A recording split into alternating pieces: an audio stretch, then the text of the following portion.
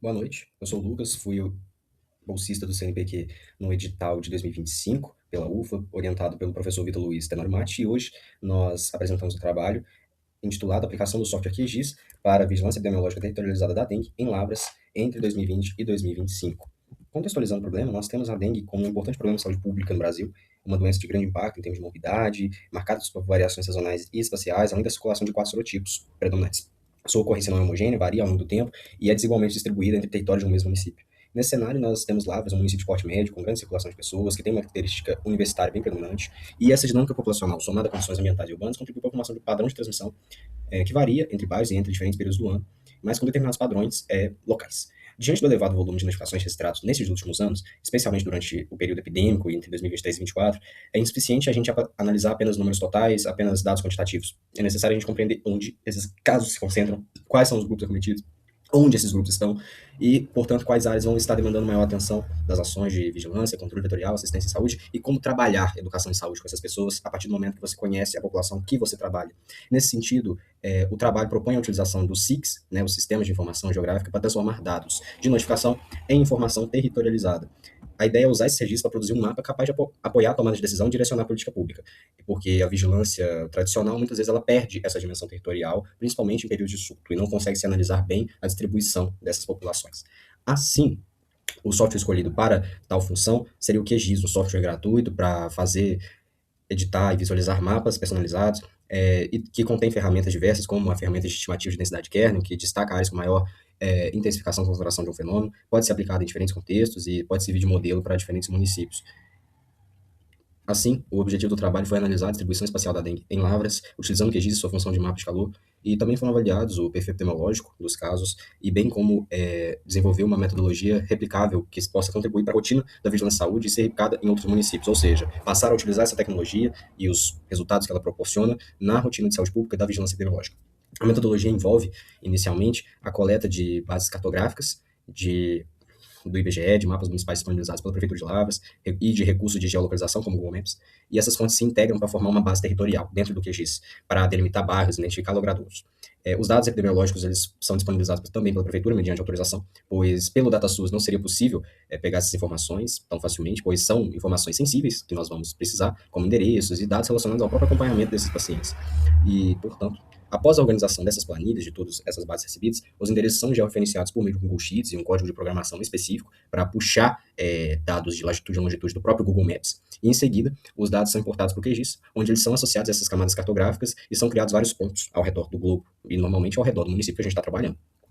E são aplicados, a partir do momento que esses pontos são gerados, ferramentas de análise, como o próprio kernel, com ajuste de raio, né, de alcance, para puxar a concentração do fenômeno, e escala de cores adequadas para a extensão territorial desse município. A gente padronizou 250 metros, que foi o que, por testes, foi a melhor de trabalhar. E, enfim, os mapas gerados e relatórios produzidos a fim de esclarecer o conteúdo destes mapas foram encaminhados à Prefeitura. Durante o período analisado, foram produzidos mais de 180 mapas e aproximadamente 3 dezenas de relatórios técnicos, incluindo análises mensais e anuais. Como não seria possível apresentar todo esse conteúdo aqui, está disponibilizado nesse QR Code no link abaixo para consulta, mas eu vou apresentar um pouco dos resultados que a gente encontrou até o momento. Falando do volume de notificações, nós tivemos quase 27 mil notificações no período, menores números em 2020 e 2021, com menos de 100 registros somados. Em 2022, o início de uma elevação importante, com 1.500 e pouco, com um grande salto para 2023 e um outro incremento de 27% em 2024, e juntos concentraram mais de 60% das notificações totais. E em 2025, embora tenha uma redução, né, considerável, foi um volume expressivo em relação ao período pré-epidêmico. E essa oscilação evidencia um comportamento epidêmico, né, influenciado por sazonalidade, dinâmica vetorial, circulação e até imunidade populacional temporária comum, né, nessa doença, mas que vem criando uma determinada resistência. O volume de casos está tendendo a aumentar, no geral, e a gente percebe que 2020 e 2021 possa ter uma influência da pandemia da Covid-19, em que muitas doenças, não só a dengue, ficaram silenciadas, aparentemente. Mas aí a gente não tem certeza se é por questão de transmissão ou se é uma questão de investigação, pois não era prioridade da maioria do sistema de saúde. Nos mapas apresentados, a gente pode ver aqui como que ficou essa distribuição ao longo desses anos. Eu tive que recortar parte dos mapas, o único mapa que está inteiro é o do canto inferior direito, mas percebe-se aqui o número reduzido nos primeiros anos e a partir de 2022 e principalmente 2023 passa-se a aparecer áreas mais destacadas, com maior concentração em determinadas regiões e bairros, que no arquivo mesmo, que se você baixar, que eu disponibilizei para a prefeitura, você consegue dar zoom e ler o nome do bairro. Aqui, porque está no slide, não seria possível fazer isso. A análise temporal, ela mostra, quanto à distribuição mensal, uma concentração recorrente, caso no primeiro semestre, principalmente março, abril e maio, associação com condição climática favorável, a proliferação, acúmulo de água, eclosão de ovos e desenvolvimento dessas populações do mosquito vetor. E pensando nos mapas, a gente tem aqui um destaque, por exemplo, acima, no mesmo ano, outubro e embaixo março, né, como a distribuição dos casos se altera. Os registros tendem a permanecer bem pontuais em meses de menor circulação, e já nos meses epidêmicos, um aumento expressivo para diferentes áreas da cidade, até difícil de delimitar.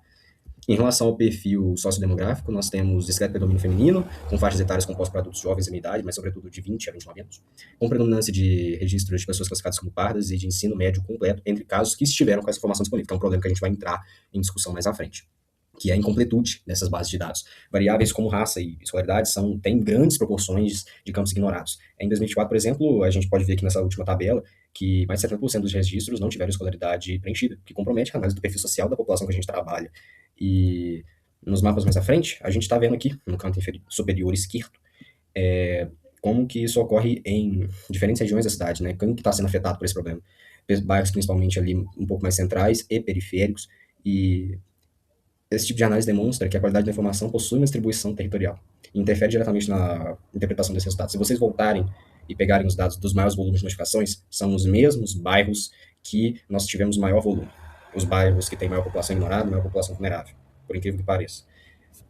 E aqui ao lado também nós temos informações acerca da população parda, que eu coloquei, e das populações em relação à idade, pois tratando-se de uma doença que tem uma grande incidência ao longo do ano, principalmente nos últimos anos, quando você coloca isso no mapa, você pode até entender como que está distribuída a sua população sem ter a ver necessariamente com a doença. Por exemplo, pessoas idosas tendem a morar mais nas áreas centrais, que foi um achado que a gente percebeu aqui em Lavras, e adultos mais jovens tendem a morar em áreas um pouco mais afastadas. Ao territorializar o caso, a gente torna possível, então, a gente relacionar a ocorrência de agravo a condições sociais, econômicas e ambientais vivenciadas por essas populações. Então, o território, ele não é apenas onde o local, onde o caso acontece, ele expressa condições de moradia, de renda, de mobilidade, de acesso a serviço de saúde e exposição a fator de risco. Em áreas mais vulneráveis, o adoecimento ele pode gerar impactos que ultrapassam uma questão somente clínica. Uma pessoa que depende de um trabalho diário, uma diarista que seja, uma pessoa que não trabalha de carteira assinada, que é um vendedor, ele pode perder renda ao permanecer afastado por uma semana devido a um quadro de dengue, que a pessoa fica cheia de dor, deitada numa cama, não quer beber água, não quer fazer nada.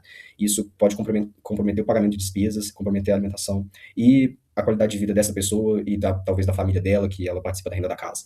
Por esse motivo, a gente tem que conhecer quem adoece, essas pessoas, onde essas pessoas vivem. Isso é fundamental. A dengue e outras doenças infectoparasitárias, elas não vão produzir impacto biológico, elas têm consequência social, econômica e territorial. Então, preencher adequadamente esses dados é essencial para que a gente conheça a população que nós estamos atendendo e consiga fazer uma intervenção que preze pela equidade, algo que seja mais justo, algo que seja mais eficaz.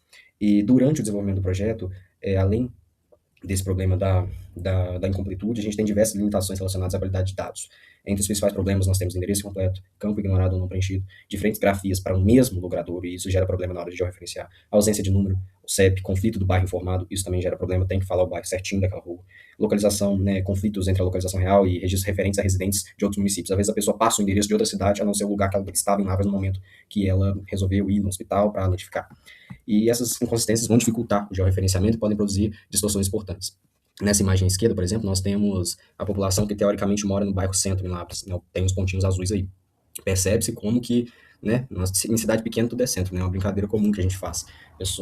A gente deixa a critério, parece, do paciente decidir esse tipo de informação, e isso acaba que se você pega só a tabela do Excel para você ver, você fala, uai, a gente precisa fazer uma intervenção aqui na região central de Lavras, sendo que essas pessoas estão espalhadas, às vezes, para outros locais. E aí você tem, portanto, uma informação enviesada. Outras inconsistências, a gente pode ver aqui mais à frente, que eu já citei os exemplos, em cima um endereço, a mesma rua escrita de forma diferente, e todas estão erradas, tá? A não ser a primeira ali que está escrito certo, e aí eu tinha que mudar todas e já referenciar de novo, ver se estava correto. Esse bairro, Novo Horizonte, principalmente, ele dá bastante problema em relação a ruas, isso é algo que eu observei enquanto a gente trabalhava, e a gente precisa corrigir, porque senão ele não é reconhecido pela ferramenta. À direita, acima, a gente tem aqui a questão que eu comentei sobre município de residência de outras pessoas. Algumas têm origem nos municípios, passaram dados de Lavras, então a gente teve que filtrar mesmo, porque a gente não conseguia mapear a zona rural e nem de municípios vizinhos, porque não tem como você gerar um mapa de calor que pegue 800 quilômetros de distância. Então, a gente teve que filtrar quais endereços correspondiam a Lavras e quais não, e fazer uma análise mais direcionada para construir o mapa. Na hora de fazer tabelas, a gente incluiu tudo. Foram encontrados registros de pessoas de Jaci, Belo Horizonte, Rio de Janeiro, até de regiões bem distantes, por exemplo, da Bahia, Pernambuco e outros estados e cidades mais distantes. Em algumas situações também praças foram inseridas como endereço, embora geralmente a gente não sirva para o Google Maps, tem que falar a rua que está formando a praça e colocar o endereço da rua. Então isso necessitava de correção. E alguns bairros, como eu já citei essa questão de ter que corrigir, a gente tem um exemplo do Vila Mariana, que é um bairro da zona norte de Lavras, que no Google Maps ele é Coab 1. E aí então a gente é obrigado, para achar a rua da Vila Mariana, colocar que a pessoa mora na Coab 1, porque senão às vezes o GPS não acha. Então a gente tem que fazer essa troca, porque a base do Google Maps está desatualizada. Além da gente ter o erro da base do Excel, a gente tem que trocar para o Google Maps, e aí vai virando uma confusão. Aqui embaixo a gente tem um exemplo específico de como que, infelizmente, acaba tendo que ser detalhista, porque aqui é uma região que seria aproximadamente do bairro Arthur Bernardes, da região, né, mais do sul, sudeste de Lavras ali, que você tem duas ruas que têm um nome parecido, né? A Rua Silvio Menicucci e a Avenida Doutor Silvio Menicucci. Se você só coloca lá na tabela, para nós, que ele mora na Rua Silvio Menicucci, não está escrito se é rua ou se é avenida, pode ser qualquer um dos dois. A distância dos dois ali, ó, tem mais base, vai ter mais casa aqui para baixo, e aí você gera uma coloração, um mapa enviesado. Então você tem que especificar, tem que fazer um referenciamento correto para a gente não ter uma interpretação equivocada e gerar, porque isso ocorreu em outros casos também, de nome de rua que se repete ao longo da cidade, e aí muda o bairro e às vezes escreve o bairro errado, e aí tem todo esse problema. E então, nesse sentido, o georreferenciamento ele cumpre uma função de atuar como um auditor de base de dados, revelando inconsistências que não seriam percebidas por uma análise exclusivamente tabular. É importante a gente falar que nem toda concentração, portanto, vai corresponder a uma maior transmissão local. Pode refletir maior procura por serviço, testagem, maior qualidade de notificação ou erros, né? Bem como a gente já comentou. Então a gente deve sempre interpretar com cautela. Cruzar com dados entomológicos, informações sobre focos, né, dos agentes de endemia no geral, e estratégias da vigilância, e para assim validar pontos críticos antes de direcionar as ações de campo. Conclui-se que a dengue é um problema de saúde pública complexo, que exige integrar informações diversas de determinantes sociais de saúde, características territoriais e dados epidemiológicos, e o uso do QGIS apresentou para nós um potencial importante para identificar áreas prioritárias, acompanhar padrões sazonais e analisar grupos mais acometidos, qualificando assim ações da vigilância epidemiológica. E como recomendações, a gente destaca a atualização contínua dessas bases de mapeamento, né, o mapa que a gente usou de Lavras para avaliar os bairros, ele foi feito em 2016, então acredito que a cidade tenha crescido bastante, então talvez algumas ruas não são cobertas pelo mapa que a gente tem, e acaba tendo que se sujeitar ao Google Maps, que também é desatualizado, mas a gente pode atualizar pelo nosso próprio celular, então assim, cabe aos órgãos competentes a fazer essa varredura, avaliar, porque tem rua que troca de nome, tem todos os problemas que eu já comentei de erro, de grafia e tudo, e para a gente conseguir acompanhar bem qualquer doença que a gente queira trabalhar.